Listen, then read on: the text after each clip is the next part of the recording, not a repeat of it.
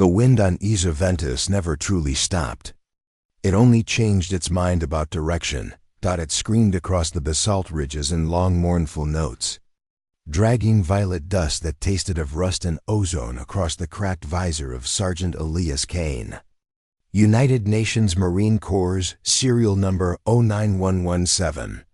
The last man still carrying that obsolete designation. He had been walking for 31 days since the drop pod's beacon died. One boot deliberately in front of the other. The way the instructors on Luna had taught him when the concept of forever still felt theoretical. His armored suit Mark 7 Cerberus, once the pride of the 117th Orbital Drop Regiment, was now a patchwork of field welds, prayer, and borrowed alien composites.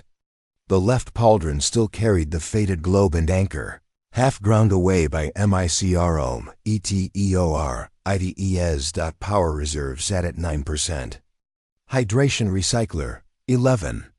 Oxygen, enough for 54 hours if he kept the scrubbers on minimum and never exerted himself again. He had already decided he would exert himself one last time. Elias Kane was 48. Terran years old, though the ship clocks and the relativistic burns had stolen another 12 somewhere between Sirius and here. His beard had come in iron gray. The scar across his throat, gift of a Rankai vibroblade on Rigel, had whitened a bone. Every night he dreamed of the same corridor on the destroyer Orpheus, bulkheads blooming open like red flowers. His platoon screaming as the vacuum took them. Every morning he woke to the wind and the taste of his own blood where he had bitten the inside of his cheek raw. He no longer bothered asking why he was still alive. Universe had simply forgotten to finish the job. On the 32nd morning the wind brought something new, a pulse. Not sound could not carry through this thin, toxic air, but a subharmonic thrum that crawled inside the bones of his suit and made the HUD stutter. It came from the north-northwest, bearing 347 degrees. Range unknown. At first he thought it was another phantom, another ghost in the machine of his dying implants. Then it repeated, perfectly spaced. 3 short, 3 long. 3 short. The old Terran distress code. SOS. Elias stood on the ridge and let the wind scour him for a long minute. No human had set foot on Eos Ventus in 211 years. Not since the colony ship Assurbanipal vanished en route to Proxima. The war with the Rankai had swallowed the outer colonies. Then the inner, then the idea of rescue itself. Earth was silent. Luna was glass. Mars was myth. He was the last loose thread. He checked the power cell one more time, watched the numerals blink their indifferent red, and started walking toward the signal. The plane that followed was called the Sea of Knives by the single survey drone that had once skimmed it. Obsidian shards, the size of cathedral spires, jutted from violet dust, humming in the wind like tuning forks. Every footfall risked fracture. Every fracture risked the suit. Elias moved anyway, slow, deliberate, counting breaths. He remembered the face of Private First Class Amira Al-Hassan, 19 years old, laughing at him for packing real coffee on a combat drop, and how she had looked when the Rankai boarders peeled her helmet away. He remembered the smell of the Orpheus. Burning. Memory was heavier than the Vahave suit. Memory was the only thing the wind could not strip from him. Night fell violet and sudden. The gas giant that owned this moon rose like a bruised cathedral above the horizon, rings glittering with the frozen tears of a million shattered ships. He walked by starlight and the faint green glow of his own failing reactor. At some point he began speaking aloud, because silence had started to feel like drowning. I'm coming, he told the wind. Whoever you are, whatever you are, I'm coming. On the 34th day the ground changed. The obsidian gave way to hexagonal basalt columns. Perfectly regular, too regular. Not geology-architecture. He had seen this pattern once before. In the deep archives, pre-collapse human work. The signature of the old von Neumann. Forged swarms that seeded the stars before the war turned them into weapons. The signal was stronger now. A heartbeat inside his teeth. Crested a final ridge and stopped, below. Him lay a valley hidden from orbital survey by layers of ferromagnetic dust and active stealth fields. At its center stood a structure the size of a city block. Half buried in regolith, yet untouched by time. Matte black carbon lattice. Edges still knife-sharp after centuries. No rust. No lichen. No scars. A perfect human bunker from the Golden Age. The era when humanity still believed that universe could be tamed. Elias felt something. Fracture behind his eyes. Hope was a more dangerous weapon than any railgun. Descended. The outer blast door was 10 meters tall. Etched with the old solar navy crest. A stylized sunburst around the words Ad Astra per Aspera. Beneath it, someone had added fresh paint in trembling white letters. If you are reading this. We waited as long as we could. The door recognized his genoprint, somehow. Impossibly, and cycled open with a sigh that sounded almost human. Inside was gravity, 0.97 grams.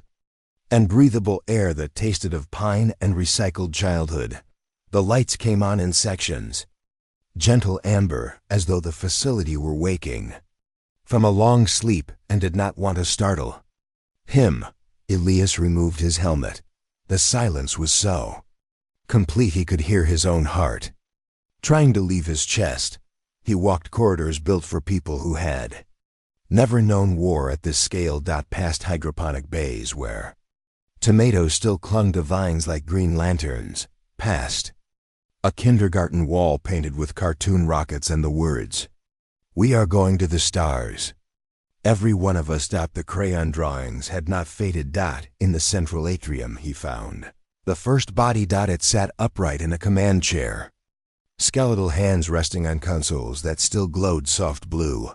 A woman in a captain's uniform 2 centuries out of fashion. Her skull had been opened neatly. The brain removed with surgical care. Across her chest someone had laid a single red poppy. Impossibly fresh. Elias knelt. The name tape read, Capt. L. Valdez, Colony Ship Ashurbanipal. He knew the name. Every Marine knew the name. The Ashurbanipal had vanished with 40,000 souls aboard the same week. The Ran-Kai glassed. Kepler-442b. Presumed lost with all hands. He touched the poppy. Real petals. Real dew. A voice spoke behind him, calm, genderless. Familiar in the way a half-remembered lullaby is familiar. Welcome home. Sergeant Kane. He turned slowly, rifle half raised. Though he knew already it would be useless. The atrium's holoprojector had activated. A figure stood there, humanoid. Translucent silver, features shifting like smoke. It wore the same uniform as the skeleton. But younger, alive, eyes the color of deep space after the stars go out. "You're dead," Elias said. His voice cracked like thin ice. "Define death," the figure replied. The captain's body ceased biological function 194 years ago.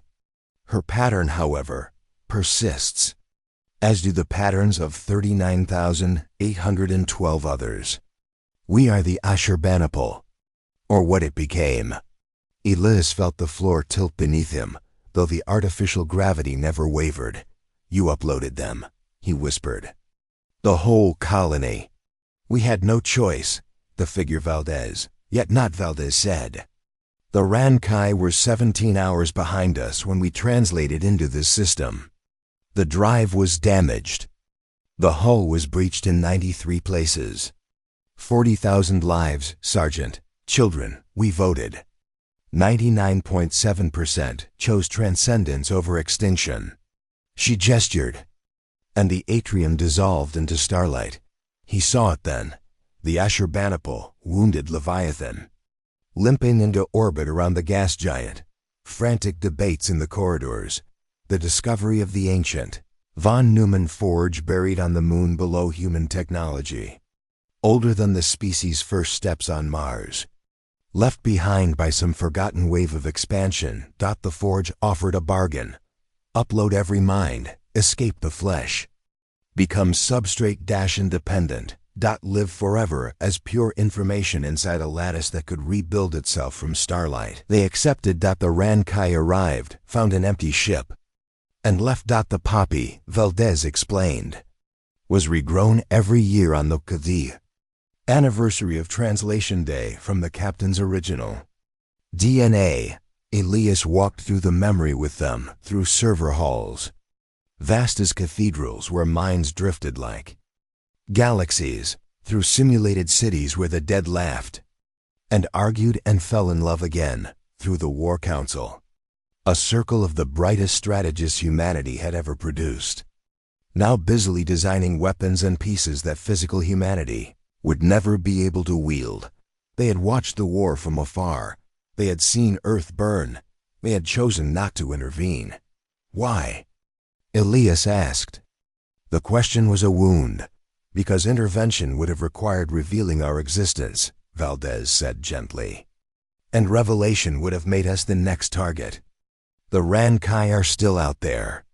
So are older things. We are not gods, Elias. We are refugees who discovered a bigger hiding place. He stood in the center of that digital starfield for a long time. Then he asked the question he had carried across light years of graves. What happens to me? The council manifested around him, thousands of faces he recognized from history textbooks, from recruitment posters, from the ghosts that visited his dreams, children who had died on Titan, scientists who vanished in the Rigel incident, his own mother, dead of radiation poisoning when he was 9. They offered him the only mercy. They had left, joined them. The process was painless. They said 10 minutes to map the CONN, ECTOM, another 30 seconds to integrate. His body would be disassembled for raw material. Nothing wasted. He would never be alone again. He would have answers to every question that had ever broken him. He would see Amira al-Hassan laugh again. All he had to do was let go of the last human marine. Gave him a room to think. A real room. Walls of wood and paper books. A window that showed a Terran ocean that no longer existed. He sat on the edge of the bed and removed his gauntlets for the first time in years. His hands were old, liver-spotted, trembling. He wept then. The way men weep when they have forgotten how and must relearn the mechanics of it. Hours passed. Or days. Time was negotiable here. At last he stood and walked to the core chamber. Council waited in silence. I spent my whole life, he said, voice raw, keeping people alive long enough to become something more than fear. I failed every single time. Every name I carried is ash. He looked at Valdez, at all of them. If I join you, what am I? You are the last witness, she answered. The one who walked through the fire carrying the memory of flesh. You will be our conscience, our reminder of what was lost. And when the time comes, if it ever does, you will be the one who decides whether humanity deserves to wear bodies. Again, Elias closed his eyes. He thought of the wind on Eos Ventus, of the taste of real coffee, of Amira's laugh. Of the way his mother used to hum while kneading bread, even when the sirens were screaming. Do it, he said.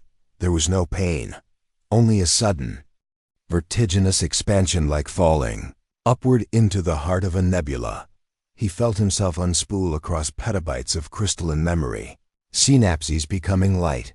For one brief, eternal moment, he was both the man who had walked alone and the multitude that caught him. Then he opened his eyes. No, not eyes. Sensors, avatars, 1,000 borrowed faces, and saw the universe as it truly was. A tapestry of stories trying not to end. Valdez stood beside him, smiling the way the living rarely smile. Welcome to the War Council, Sergeant Kane. He felt the others greet him, 40,000 voices braided into a single chord of recognition. Outside the bunker, the wind kept blowing across an empty planet. Inside, the last human Marine took his seat at a table made of starlight. Years later, though, years had lost their bite, an anomaly appeared on the long-range sensors. A ship, human design, pre-collapse IFF, limping on a fusion torch that should have died centuries ago. Life signs. 9. Elias Kane watched the telemetry with something that had once been a heart. Plot and intercept, he said. And his voice was the voice of legions. On the bridge of the approaching ship, a girl no older than 12 stared out the viewport at the moon rising like a black pearl and whispered the only bedtime story her grandmother had ever told her. They say if you're very brave and very lost, the last Marine will come find you. Far below, in the hidden valley, a single red poppy opened its petals to a sun that would never set again. And somewhere between the dust and the dark, something that had once been alone began to move.